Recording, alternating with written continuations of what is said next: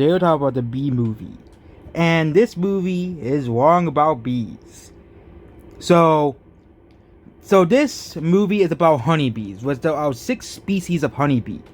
And honeybees are of course not native to North America. So it's actually beneficial for the environment if honeybees disappeared from the North American environment. The bee that, that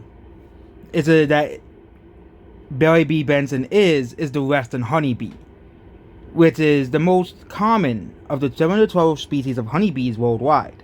Yep, there's only 7 to 12 species of honeybees. These. And of course, they are domesticated animals. So actually, banning honey and not allowing bees to use honey would actually be beneficial for at least the American environment and North American environment, because the bumblebees would be like, sweet, we're gonna be like, we can just take back the environment. We can take back the wool that we will had, because bumblebees are the ones native to the Americas, and it's not gonna stop bees that are not a part of it. Humans basically there. Okay, wild bees don't care about humans. They don't care. Okay, wild bees are not really a part of the environment. Are not really only. It's really gonna really affect humans, because in the movie there's ban. Humans are no longer allowed to sell honey. Humans are no longer allowed to sell honey. So that's basically the whole point. But wild bees can still produce honey. I don't think a bumblebee is like, oh yeah, I'm really gonna care so much because humanity banned honey. They're just gonna do what they do to basically survive.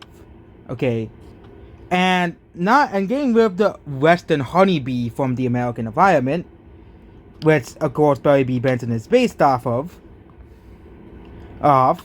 So basically, if 12 species of bee stop pollinating, you'll have all the other species of bee that are not domesticated by humans. You have wasps, you'll have hornets and other animals that will take their place. Hummingbirds, butterflies, and other animals that, and of course all the other species of bees as well. For example, the bumblebee, the insect that is native to North America. Bumblebees are native to North America. They would become way more common. Okay, they would become way more common if the European honeybee disappeared. Because the reason why the bumblebees are on decline is simply because of the European honeybee. Okay, the European honeybee is the one that's on the rise. Bumblebees and native bees and bees that the European honeybee competes with would be struggling, because humans can no longer. Wild ones would still succeed. Okay, if humans were no longer allowed to sell honey, they don't care. Okay, we all know that for sure. But bumblebees would basically, if honeybees were eradicated from the North American environment, they're eradicated from the South American environment. It also includes the Africanized honeybees, and of course, it would be a problem with Europe and Africa. But let's just say they're still allowed to be in, of course. But they're just not the native bees are gone from North America. This would be very, very great for the native bees, like the honey bumblebee, who are found in North America. They're also found across the Northern Hemisphere as well, but they're mostly found in the Americas as well. They're found in Asia as well, and Europe.